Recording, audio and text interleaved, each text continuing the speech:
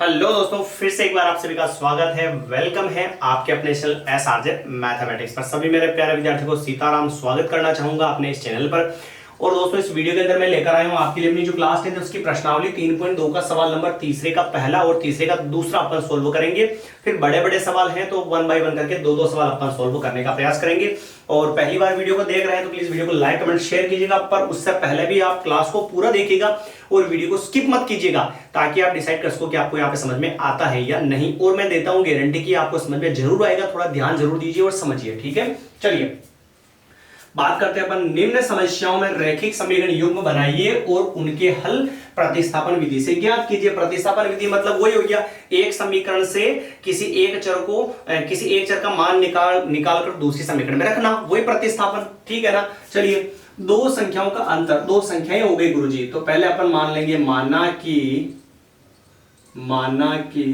पहली संख्या क्या मान लूं x और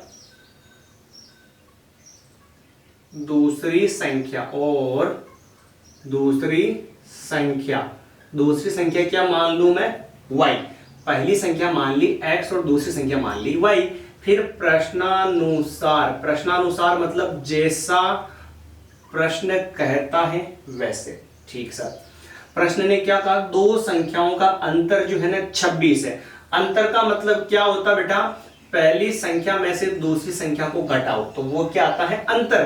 तो x माइनस वाई अंतर कितना है, अंतर इसका 26। समीकरण क्या दे दो इसको, 1।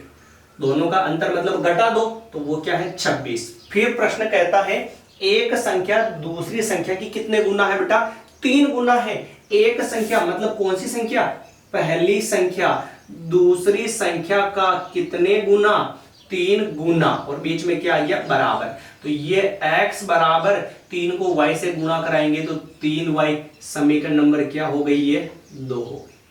कोई दिक्कत है क्या भाई, अंतर 26 है और एक संख्या दूसरी संख्या का 3 गुना, y इंटू 3y। समीकरण नंबर 2 हो गई। आया समझ में। अब हमने कहा था प्रतिस्थापन विधि से सोल्व करने के लिए बेटा छोटी समीकरण उठाएंगे। छोटी समीकरण ये है। फिर हमने क्या कहा था कि सर जिसके गुणा में कुछ नहीं हो उसको अलग रखो और बाकी सबको दूसरी साइड में रखो। तो पहले देखो ये x इधर ही है और गणित वाली बाकी ये सब उधर ही है। तो तीसरी समीकरण बनाने की जरूरत है क्या, नहीं है। डायरेक्ट अपन समीकरण 2 से x का जो मान है ना 3y वो डायरेक्ट इसमें रख देंगे। क्यों रख देंगे समझ गए ना, ये पहले अकेला ही है तो 3 बनेगी नहीं। 3 बनेगी नहीं तो देखना, समीकरण 2 से मान किस में रखेंगे, समीकरण 1 में। समीकरण 1 में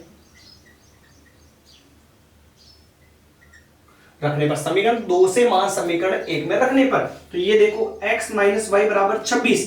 तो x का मान कितना है, 3y है ना। तो x की जगह क्या लिखूंगा, 3y और फिर माइनस का क्या है, y और बराबर में क्या चल रहा है, 26। आया क्या समझ में। x की जगह तो 3y, x का मान 3y है ना, तो x की जगह 3y लिखा, माइनस वाई बराबर 26। ये लिख गया, 3y में से y जाएगा तो 2y और बराबर में 26। इंटू बड़ा 2 कहां जाएगा, बटेवा में, तो 26/2 कैंसिल किया तो y का मान कितना आ गया, 13 है। आया समझ में, y का मान हो गया 13 है। अब हमारी मर्जी हो गई जिसमें रख दो, तो सर छोटी कौन सी है, 2। तो y का मान समीकरण 2 में रखने पर, तो x बराबर 3y, तो ये लिखा था x बराबर 3, बीच में कुछ नहीं, इंटू y का मान 13। तो x बराबर 13 3 39। तो लिख देंगे अतः पहली संख्या बराबर, पहली संख्या हमने क्या मानी थी, x। तो x का मान कितना आया भाई, 39। तो ये हो गया 39। और दूसरी संख्या वो कितनी हो गई, 13 है। तो 13 और 39 लीजिए भाई, खत्म हुआ सवाल अपना। बिल्कुल एकदम कंप्लीट और नॉर्मल। जितना पहले मुश्किल था उतना ये मुश्किल नहीं लगा मेरे को। दो संख्याएं तो पहली संख्या x मानी और दूसरी संख्या अपन ने क्या मानी, y मानी। फिर प्रश्नानुसार प्रश्न निकाल, दोनों संख्याओं का अंतर 26 है। अंतर मतलब पहली में से दूसरी को घटाएंगे तो अंतर कितना होगा, 26 होगा। ठीक है सर। फिर आगे एक संख्या दूसरी की 3 गुनी है, एक संख्या x है और दूसरी संख्या क्या y, उसकी 3 गुनी 3 से गुणा करा दिया, x बराबर बराबर y इंटू 3, 3y समीकरण नंबर 2 हो गए। ठीक सर।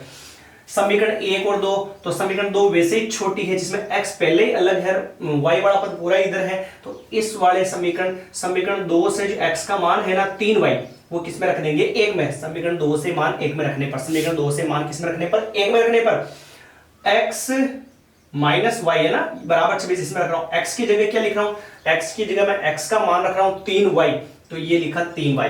फिर माइनस y बराबर 26, माइनस y बराबर 26, 3y में से y जाएगा 2y बराबर 26 इंटू वाला 2 कहां गया, बटे 2 से काटा इसको 13, ये आ गया y का मान।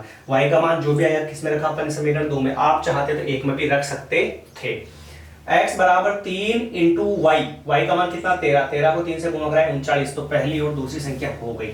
चलिए बात करते हैं अपन इसके सेकंड वाले प्रश्न की, समझिएगा। सेकंड वाला प्रश्न क्या कहता है, दो संपूरक कोणों में बड़ा कोण छोटे कोण से 18 डिग्री अधिक है। दो संपूरक कोणों में बड़ा कोण छोटे कोण से 18 डिग्री अधिक है, तो हमें वह संपूरक कोण ज्ञात करना है। मजा आएगा भाई, मां कसम अच्छा सवाल है। पहला और दूसरा तो ऐसा सवाल है ना, उसको सोल्व करने में मेरे को जोर नहीं आएगा, मतलब मेहनत तो लगी पर इतनी नहीं।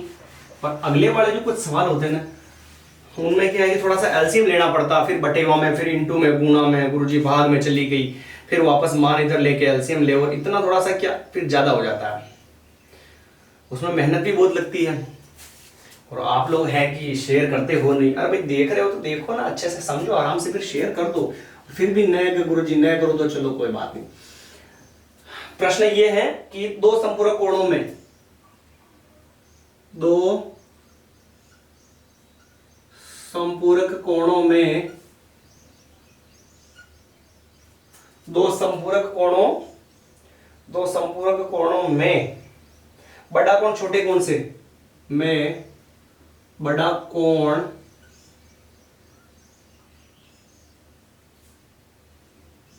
छोटे कोण से 18 डिग्री अधिक है, 18 डिग्री अधिक है, तो उन्हें ज्ञात करो। लो जी कर लेंगे ज्ञात। क्या है भाई, दो संपूरक कोणों में एक तो बड़ा है और एक क्या है, छोटा है। तो माना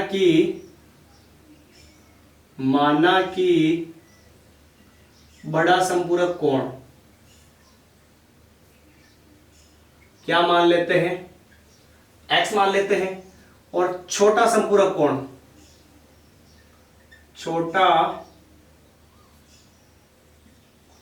संपूरक कोण क्या मान लेते हैं, y।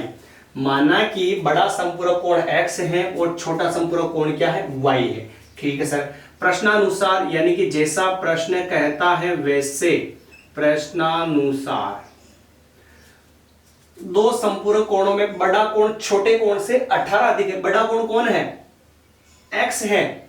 छोटे कोण से 18 क्या है, अधिक। छोटे कोण से 18 अधिक मतलब जोड़ेंगे और बीच में क्या गया, बराबर। समीकरण दे दूं 1। ठीक भाई। अब दूसरी समीकरण कहां से बनाएंगे गुरुजी, तो कौन कौन से हैं ये, संपूरक। और संपूरक कौन है, तो एक लाइन लिखूं मैं यहां पे, हम जानते हैं कि संपूरक कोणों का योग बराबर क्या होता है, 180 डिग्री। संपूरक कोणों का योग क्या होता है, 180 डिग्री। तो संपूरक कोण कौन कौन से हैं भाई, एक तो x और एक क्या है, y, और इन दोनों का योग और होगा कितना, 180 डिग्री। और यह हो गई समीकरण नंबर 2। आया समझ में। बड़ा संपूरक कोण x माना, छोटा संपूरक कोण y माना। प्रश्नानुसार बड़ा संपूरक कोण छोटे संपूरक कोण से 18 अधिक है तो अधिक कर लिया, समीकरण 1 हो गई। फिर दूसरी बनाना मुश्किल है, लाइन दे नहीं रखी, तो हम जानते हैं कि संपूरक कोणों का योग 180 डिग्री होता है। तो संपूरक कोण कौन कौन से, x और y है, तो दोनों का क्या कर लिया योग, तो आएगा कितना 180। अब समीकरण कौन सी उठाएंगे भाई, छोटी वाली उठाएंगे, तो छोटी वाली गुरुजी ये रही। तो इसमें देखो पहले ही x अकेला ही है, तो इधर उधर भेजने की जरूरत है क्या, नहीं है गुरुजी। डायरेक्ट समीकरण 1 से x का मान किस में रख देंगे, 2 में। वाह वाह, मजा आ गया भाई यहां पे। तो समीकरण 1 से x का मान समीकरण 2 में रखने पर, समीकरण 2 में रखने पर समीकरण 1 से x का जो मान है ना y प्लस 18 किस में रखेंगे, 2 में।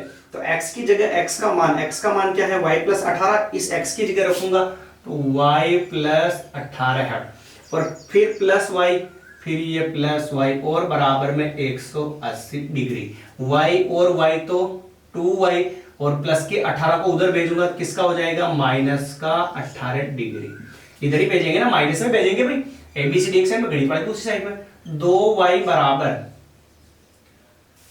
180 में से 18 जाएगा तो 170, 70 में से 8 गया, कितना बचेगा रे भाई, हो भाई ये हो गया 170, 70 में से 8 गया 162, क्यों, हाँ 162। लो जी, y बराबर 162, और इंटू वाला 2 कहां जाएगा, बटेगा में 2 से काटा इसको तो 81 डिग्री। तो y का मान कितना हो गया, 81 डिग्री। आया समझ में, ठीक सर। अब किसका मान निकालना है, x का, तो उठाओ समीकरण 1, समीकरण 1 से देखो ध्यान से, समीकरण 1 क्या थी, ये थी x बराबर y प्लस 18 है, तो x बराबर y का मान कितना है, 81 है, तो y का मान 81 और प्लस 18 है, तो x का मान कितना हो गया भाई, 99 डिग्री। तो यानी कि बड़ा कोण तो हो गया 99 डिग्री, और छोटा कोण क्या हो गया, 81 डिग्री। लो जी, ये आज के अपने 2 सवाल हो चुके, बिल्कुल खत्म। उठाइए एक बार इसका स्क्रीनशॉट, फिर अपन मिलेंगे अगले और नए वीडियो के साथ, नए सवालों के साथ। प्लीज वीडियो अच्छा लगे तो उसको शेयर कर दीजिएगा, ताकि थोड़ा सा स्टूडेंट भी जुड़े पढ़ने वाले, और अपना हौसला बुलंद होता रहे, कोशिश दुगनी होती रहे, मेहनत दुगनी होती रहे। क्योंकि जब तक व्यूज नहीं आएंगे, जब तक बच्चे नहीं जुड़ेंगे पढ़ने वाले, तो मेहनत करने का मजा नहीं आता। कहते ना, कहीं कोचिंग भी जाते हैं तो 2 बच्चे होते हैं, तो गुरुजी वैसे ही पढ़ाते हैं, कैसे, आज एक आया, एक छुट्टी में दोबारा बेटा तू जा, आज छुट्टी कर लेते हैं अपन, अगले दिन पढ़ेंगे, ठीक है ना, ऐसे। और जनसंख्या ज्यादा होती है, जितने स्टूडेंट ज्यादा होते हैं उतनी मेहनत दुगनी होती जाती है, और अपना जो फील्ड भी है वो भी बढ़ता जाता है, और मेहनत में जो है मन लगा रहता है। मिलेंगे अपन नए वीडियो के साथ। जय हिंद, जय भारत, सभी को धन्यवाद।